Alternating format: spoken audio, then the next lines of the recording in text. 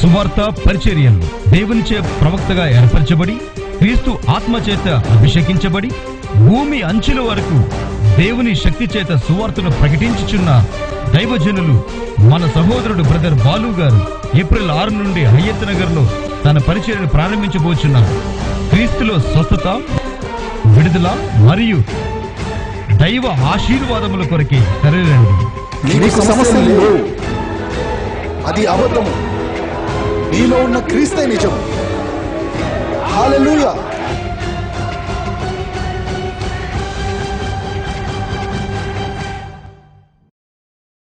మా ఆరాధన సమయములు ప్రతి ఆదివారం ఉదయం 11 గంటల నుండి మధ్యాహ్నం 1 గంటల వరకు.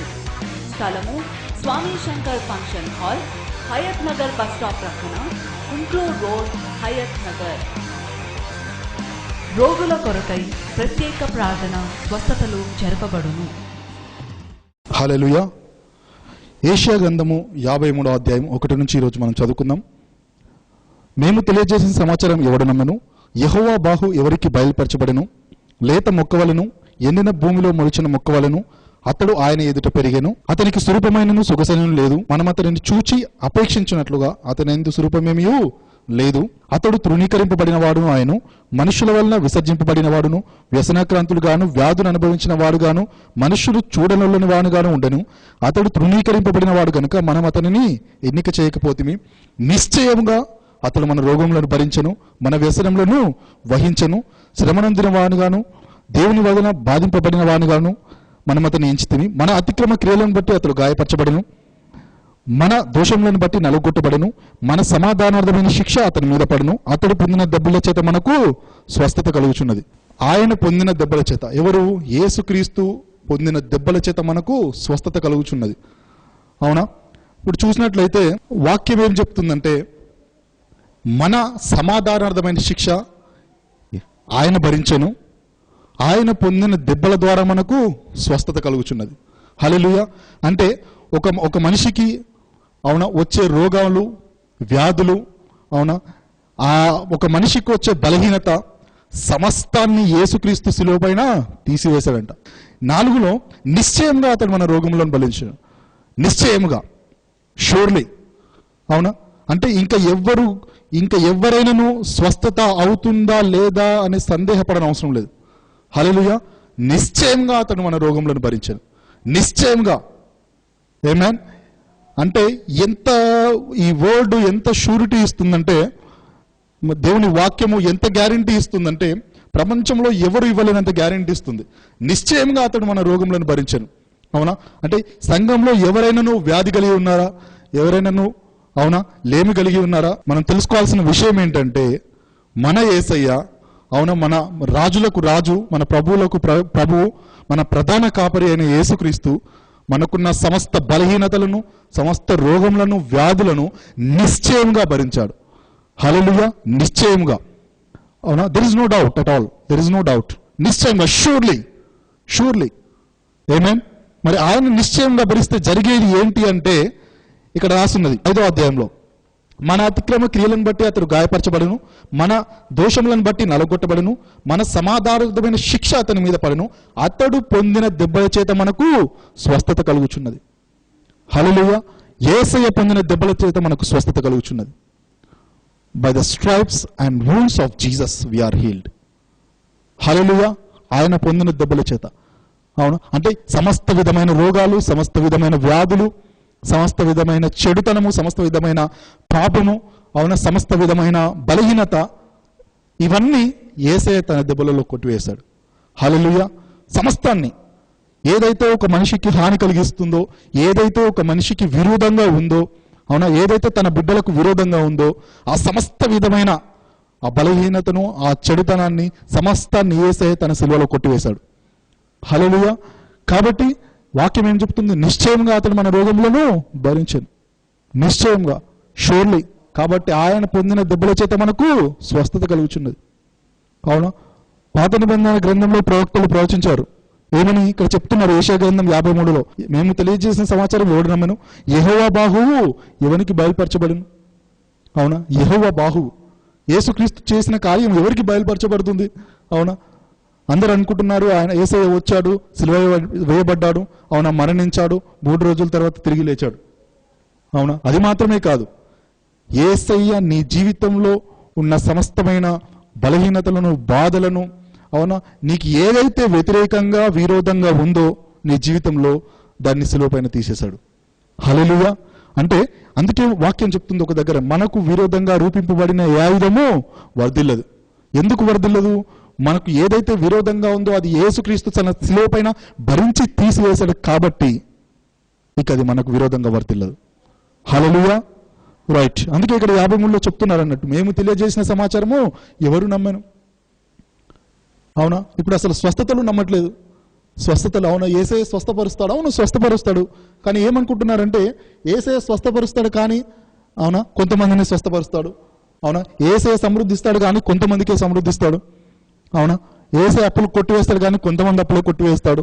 అవునా, ఆయన ఎవరైతే ఆయనను ప్రేమిస్తుంటారో, అవునా, ఎవరైతే ఆయనకి ఇస్తున్నారో, ఎవరైతే రెగ్యులర్గా టైత్ ఆఫరింగ్స్ ఇస్తున్నారో, ఎవరైతే, అవునా, ఆయనను ప్రేమించి, అవునా, ఎవరైతే రెగ్యులర్గా వాక్యం చదివి, ఎవరైతే, అవునా, ఫాస్టింగ్ ఉంటున్నారో వీళ్ళకి మాత్రమే కొట్టివేయబడతాయి. అవునా, వీరి సమస్యలు మాత్రమే వెళ్ళిపోతాయి, వీరికి మాత్రమే స్వస్థత కలుగుతుంది అంటున్నారు. కాదు కాదు కాదు. యేసయ్య, అవునా, కేవలము తన్ను ప్రేమించే వారిని యేసయ్య ప్రేమించలేదు. వాక్యం ఏం చెప్తుందంటే దేవుడు లోకమును ఎంతో ప్రేమించాను. God so love the world. అవునా, not only the church, God so love the world. God so love the church అని రాసలేదు బైబిల్లో. దేవుడు సంఘాన్ని ఎంతో ప్రేమించని రాసలేదు. దేవుడు లోకమును ఎంతో ప్రేమించాను. అవునా, అందులో సంఘము అత్యధిక ప్రేమను కలిగి ఉంది. అందులో సంఘం అత్యధిక ప్రేమను కలిగి ఉంది. అవునా, కాబట్టి సంఘం తెలుసుకోవాల్సిన విషయం ఏంటంటే, అవునా, యేసయ్య ఎవరైతే దేవుని నమ్మారో, అవునా, ఎవరైతే యేసయ్యను ప్రభువుగా అంగీకరించారో వారి సమస్తమైన బలహీనతలు, రోగాలు, వ్యసనాలు, అవునా, సమస్తాన్ని, వారికి విరోధంగా ఉన్న సమస్తాన్ని యేసయ్య భరించాలని ఎప్పుడైతే నువ్వు నమ్ముతావో, అవునా, ఎప్పుడైతే నువ్వు దాన్ని, అవును, నా యేసయ్య సమస్తాన్ని భరించాడు, నాకు ఇక ఏమీ లేదు, నా లేమిని, నా దరిద్రాన్ని, అవునా, నా అప్పును, అవునా, నా వ్యాధిని, నా రోగములను యేసయ్య తీసేశాడని ఎప్పుడైతే నువ్వు దృఢంగా విశ్వసిస్తావో అవన్నీ నీ జీవితంలో నుంచి వెళ్ళిపోతాయి. హల్లెలూయా. ఏంటంటే చూడండి, ఇప్పుడు యేసయ్య బాప్టిజం పొందిన వెంటనే, అవునా, మనం మత్తయి సువార్త చూసినట్లయితే మత్తయి సువార్తలో రాసి ఉంటుంది. మత్తయి సువార్త 4:1 ఏమనిందంటే, అప్పుడు యేసు అపవాది చేత శోధింపబడుటకు ఆత్మ వలన అరణ్యమును కొనిపబడెను. 40 దినములు 40 రాత్రులు ఉపవాసము నిన్న పిమ్మట ఆయన ఆకలి కొనగా. అవునా, యేసుక్రీస్తు 40 దినములు 40 రాత్రులు ఉపవాసం ఉన్నాడంట. 40 days and 40 nights. 40 దినములు 40 రాత్రులు. అవునా, 40 దినములు 40 రాత్రులు అపవాది చేత శోధింపబడుటకు ఆయన వెళ్ళాడు. అపవాది వచ్చి యేసయ్యను తీసుకెళ్ళలేదు, ఆయననే శోధింపబడుటకు అపవాది వద్దకు వెళ్ళాడు. ఎందుకు? అపవాది ఒక మనిషిని ఇప్పుడు అపవాది ఉంటే ఖచ్చితంగా శోధిస్తుంది. అపవాది లోకంలో ఉంది కాబట్టి దాని పనే శోధించడం. ఇంకా అపవాదికి ఏం పని లేదు, దాని పని ఒక్కటే శోధించడం మనుషులని.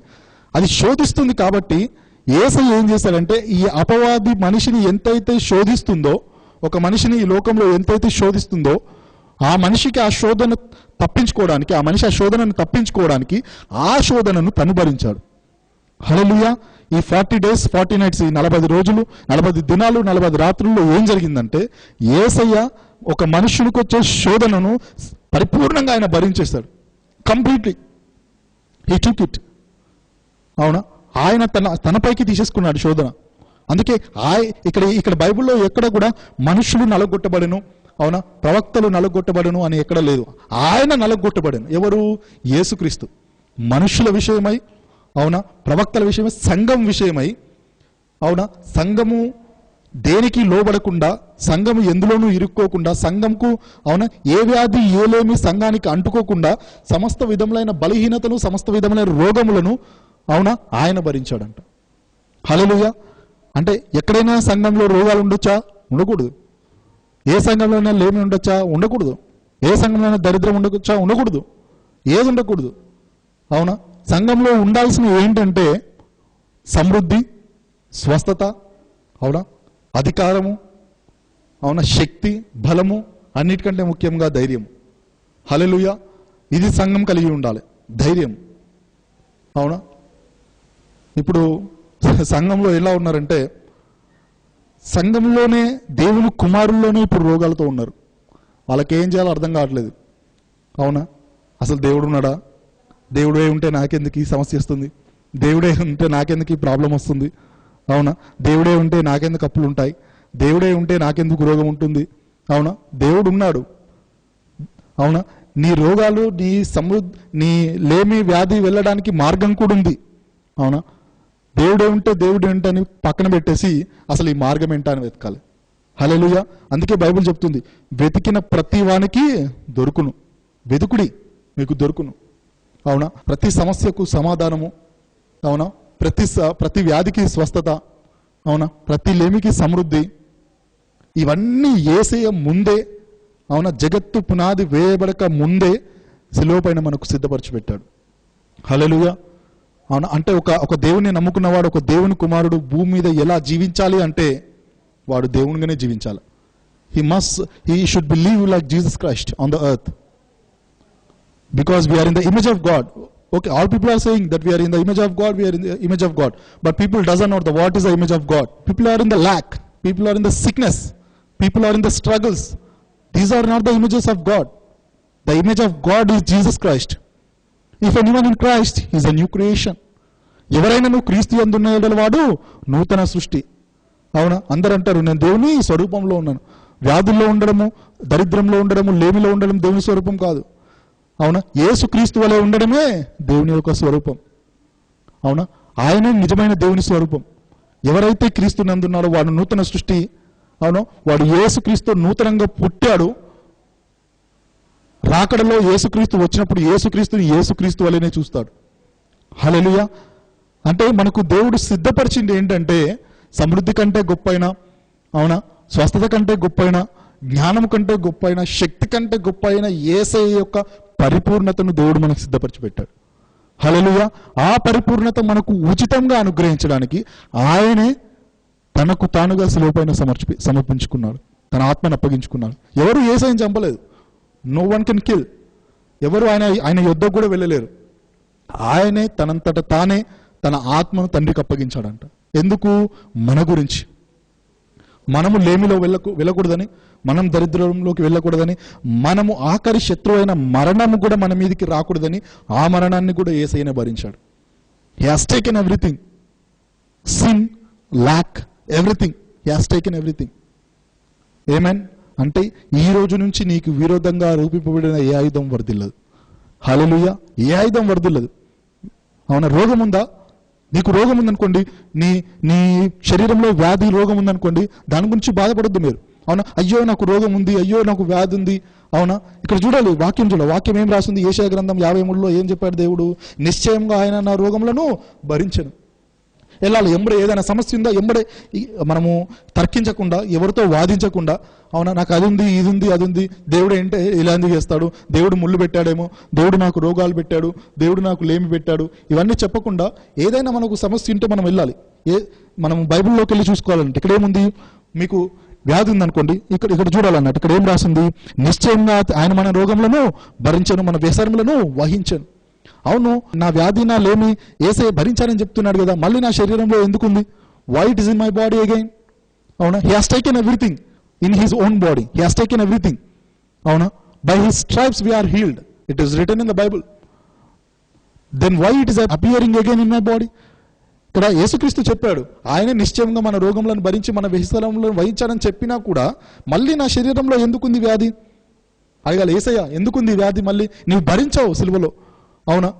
ఎందుకుంది ఈ మరణకరమైన రోగం? నాకు ఎందుకుంది? ఈ లేమి నాకు ఎందుకుంది? అప్పులు నాకు ఎందుకున్నాయి ప్రభువా? ఇవన్నీ నువ్వు భరించావు కదా, మళ్ళీ నాకు ఎందుకు వస్తున్నాయి? ఇవన్నీ నువ్వు తీసేయని ఎప్పుడైతే నువ్వు ఒక ప్రార్థన ప్రార్థిస్తావో నీ లోపల ఉన్న సమస్తమైన బలహీనత వెళ్ళిపోతుంది. హల్లెలూయా. అవునా? అందుకే దేవుడు యాకోబు పత్రికలో చెప్తాడు, అపవాదిని గద్దించుడు, అది మీ యొద్ద నుండి పారిపోను. అందరు అనుకుంటారు వ్యాధి వచ్చిందంటే, అవునా, దరిద్రం వచ్చిందంటే దేవుడే పెట్టాడేమో, అవునా, ఈ వ్యాధిని ఈ రోగాన్ని దేవుడే పెట్టాడేమో, ఈ లేమిని దేవుడే పెట్టాడేమో అని అనుకుంటారు. దేవుడు ఏ వ్యాధిని ఏ లేమిని పెట్టాడు మనిషికి. హల్లెలూయా. ఎందుకంటే దేవుడు లోకమును ఎంతో ప్రేమించను. మీరు మీ పిల్లల్ని ప్రేమిస్తున్నారు, మీ పిల్లలకు వ్యాధులు రోగాలు మీరు పెడతారా? పెట్టరు. అవునా? మనం కూడా దేవుని పిల్లలము. ఆయన మనల్ని ప్రేమిస్తున్నాడు కాబట్టి వ్యాధులు రోగాలు పెట్టాడు. ఇవన్నీ ఎక్కడి నుంచి వస్తున్నాయంటే ఇవన్నీ అపవాది యొక్క తంత్రములు. These are the swords of devil. ఇవి అపవాది యొక్క తంత్రాలు, అపవాది నుంచి వస్తున్నాయి ఇవి. అవునా? అందుకే ఎవరైనా వ్యాధి కలిగిన వాడు సంఘం యొద్దకు రావాలను. అవునా? ఎవరికైనా వ్యాధి ఉందా, రోగం ఉందా, సంఘం యొద్దకు వచ్చేయండి. Come to the church, come to the church. సంఘం యొద్దకు వచ్చేయండి. అవునా? సంఘంలో ఉన్న ఆ ప్రవక్త, ఆ పాస్టర్, అవునా, ఆ యొక్క సంఘ కాపరి ఎప్పుడైతే నీ మీద చెయ్యి ఉంచి ప్రార్థిస్తాడో, నూనె రాసి, మీ లోపల ఉన్న సమస్తమైన బలహీనత, నాటి నెత్తి మొదలుకొని అరికాలు వరకు సమస్తమైన బలహీనత బయటికి వెళ్ళిపోతుంది. హల్లెలూయా, హల్లెలూయా. చూసుకున్నాం ఇక్కడ యెషయా గ్రంథంలో 53:6 ఏమని రాయబడిందంటే, మనమందరం గొర్రెవలే త్రోవ తప్పిపోతుమి, మనలో ప్రతివాడును తనకిష్టమైన త్రోవకు తొలిగెను, యెహోవా మన అందరి దోషమును అతని మీద మోపెను. అవునా? ఇక్కడ ఏం రాయబడి ఉందంటే, మనమందరం గొర్రెల వరే త్రోవ తప్పిపోతుమి. గొర్రెల వరే మనం తప్పిపోయామంట. అవునా? ఎవరము? ఇక్కడ రాసింది క్లియర్గా. అవునా? మనమందరము అంట. అంటే ఎవరు ఇక్కడ? Talking about Christians. అవునా? మనమందరము గొర్రెల వలె త్రోవ తప్పిపోతుంది. ఎవరికి ఇష్టమైన త్రోవలో వాళ్ళు వెళ్ళారంట. అవునా? ఒకరు అదంటారు, ఒకరు అవునా దేవుడు నన్ను ఇలా ఉండమంటారు, ఒకరు దేవుడు నన్ను అవునా పెళ్లి వివాహం చేసుకోవద్దని చెప్పాడంటారు. అవునా? ఒకరు నన్ను ఇలాగే దేవుడు తిరగమని చెప్పారంటారు. ఎవరికి ఇష్టమైన త్రోవలో వాళ్ళు వెళ్ళిపోతున్నారు. అవునా? ఎవరికి ఇష్టమైన త్రోవలు. ఇక్కడ ఏం రాయబడిందంటే, మనమందరము గొర్రెల వల్ల త్రోవపు తప్పిపోతుమి, మనలో ప్రతివాడును తనకిష్టమైన త్రోవకు తొలిగాను. అవునా? యెహోవా మనందరి దోషము అతని మీద మోపెను, అతడు దౌర్జన్యము నొందెను. అవునా? అతడు ఏ పాపం చేయలేదు, ఏ నేరం చేయలేదు యేసయ్య. ఆయన కూడా మనందరి నేరమును, మనందరిని దోషమును ఆయన మీద మోపాడంట. హల్లెలూయా. మనందరి దోషము, all the sin of the man, all the problems, all the struggles, infirmities, sicknesses, everything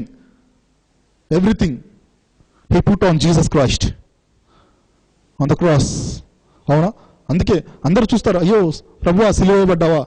అవునా? ప్రభువా యేసయ్య నా గురించి సిలువ వేయబడ్డాడు.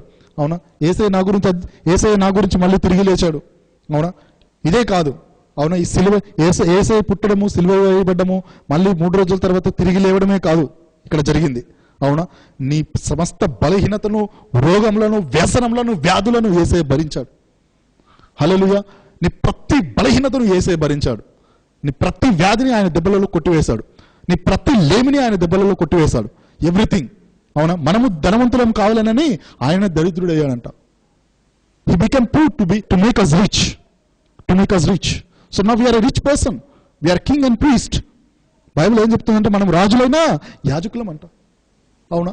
మనం రాజులైన యాజకులం అని చెప్తుంది Bible. We are kings and priest. మనం రాజులైన యాజకులం.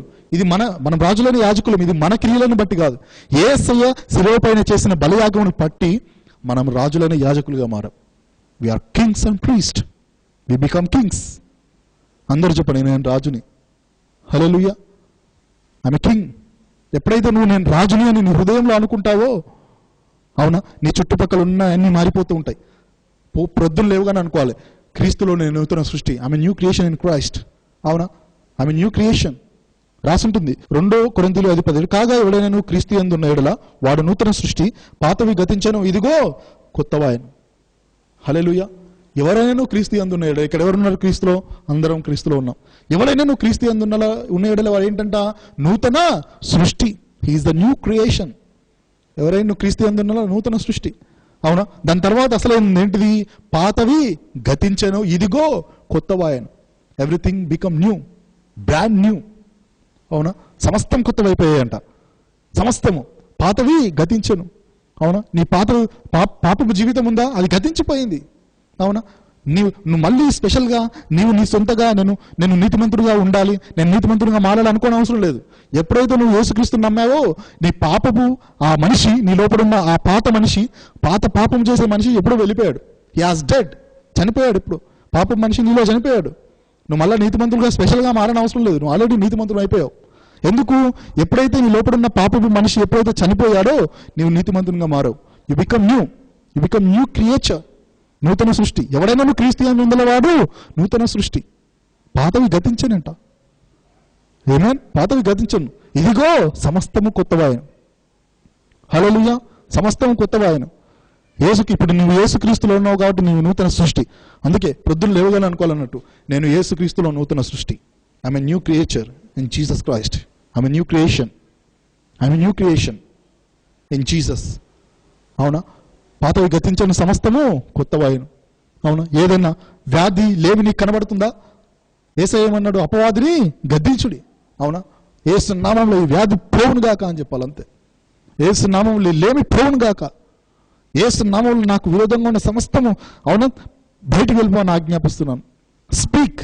నీవే నీ నోటితో మాట్లాడాలి. Confess your self. నీ నోటితో నీవే మాట్లాడు. కన్ఫెస్. అవునా?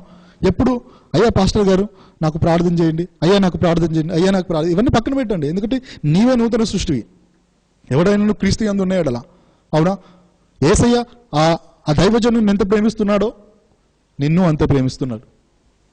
హల్లెలూయా. యేసయ్య లోకంలో ఉన్న ప్రతి ఒక్కరిని, అవునా, ఒకే కొలత గల ఆత్మతో ప్రేమిస్తున్నాడు. Same measure of love. There is no ups and downs in the love of Jesus Christ. With the same measure.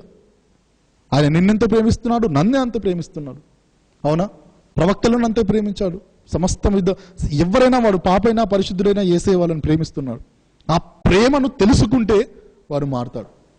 హల్లెలూయా. అందుకే మనము అన్యజనులకు ప్రకటించాలంటే ఏం ప్రకటించాలంటే యేసయ్య ప్రేమను ప్రకటించాలి. అవునా? యేసయ్య మనల్ని ప్రేమించి ఊరికే నేను నిన్ను ప్రేమించానని చెప్పలేదండి యేసయ్య.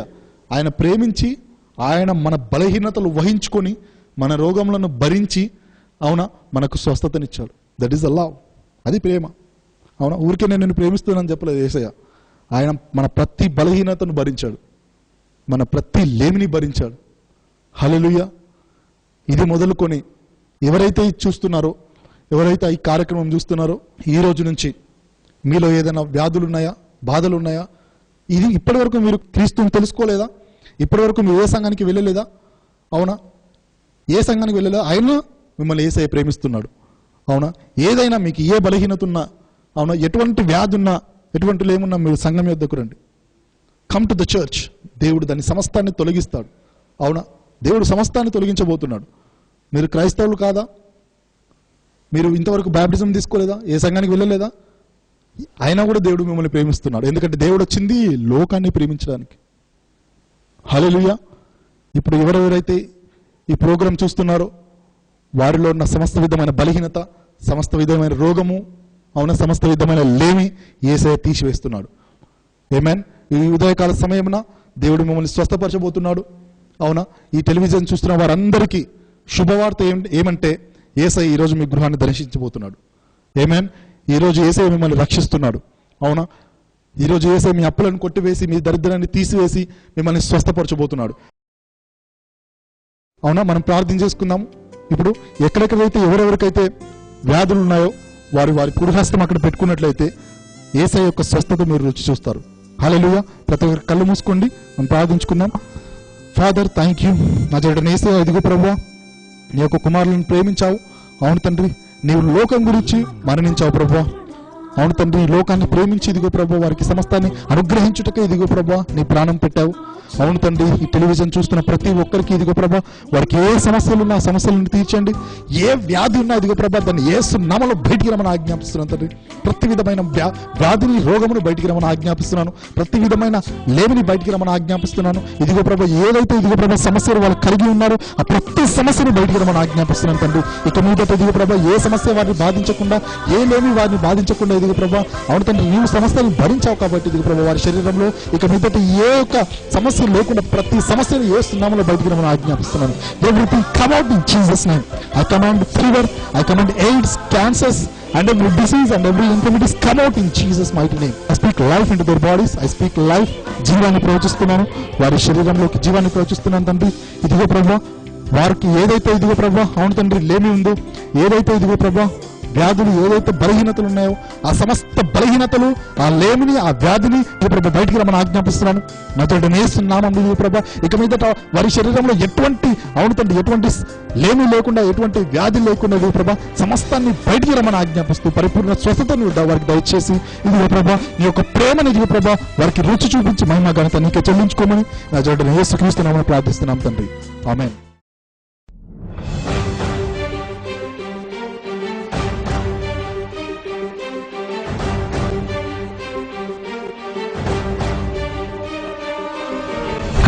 సువార్త పరిచర్యలు దేవునిచే ప్రవక్తగా ఏర్పరచబడి క్రీస్తు ఆత్మచేత అభిషేకించబడి భూమి అంచుల వరకు దేవుని శక్తి చేత సువార్తను ప్రకటించుచున్న దైవజనులు మన సహోదరుడు బ్రదర్ బాలు గారు ఏప్రిల్ 6 నుండి హయత్ నగర్ లో తన పరిచర్యను ప్రారంభించబోచున్నారు. క్రీస్తులో స్వస్థత, విడుదల మరియు దైవ ఆశీర్వాదముల కొరకే తరలిరండి. నీకు సమస్యలు లేవు, అది అబద్ధము. నీలో ఉన్న క్రీస్తే నిజం. హల్లెలూయా.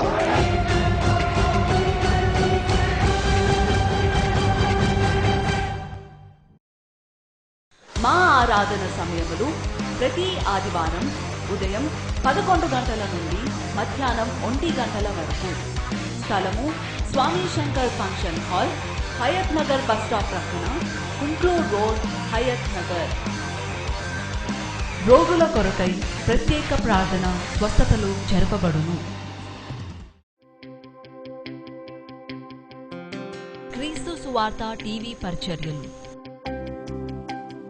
ప్రతిరోజు ఉదయం 7:30 నుండి 8 గంటల వరకు.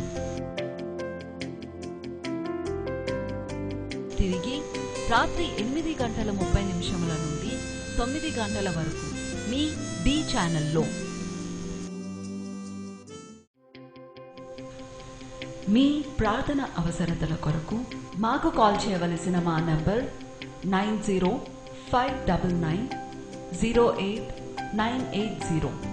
ఇతర వివరముల కొరకై మాకు కాల్ చేయవలసిన మా నంబర్ 9394287498.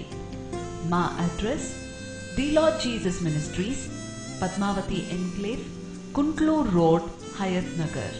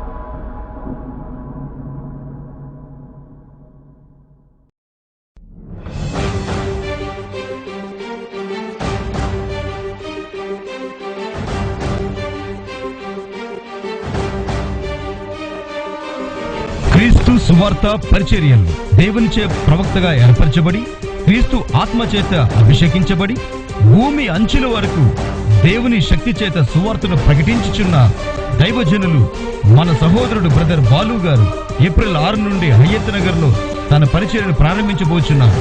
క్రీస్తులో స్వస్థత, విడుదల మరియు దైవ ఆశీర్వాదముల కొరకే తరలిరండి. నీకు సమస్యలు లేవు, అది అబద్ధము. నీలో ఉన్న క్రీస్తే నిజం. హల్లెలూయా.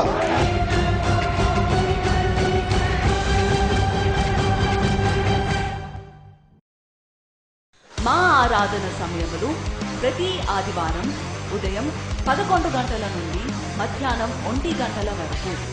స్థలము Swami Shankar function hall, Hayath Nagar bus stop ప్రక్కన, కుంట్లూర్ రోడ్, హయత్ నగర్. రోగుల కొరకై ప్రత్యేక ప్రార్థన, స్వస్థతలు జరపబడును.